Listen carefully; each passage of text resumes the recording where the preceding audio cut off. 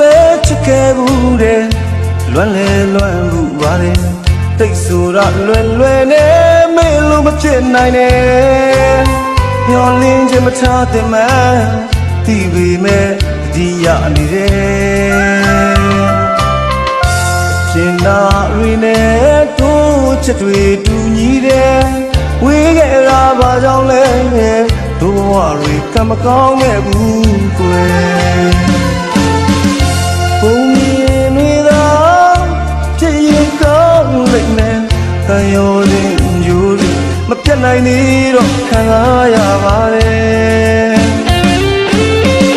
တကယ်ဆိုဝမ်းခုဟာစီးရထားခဲ့ပြီပဲကံချမလိုအတွေ့က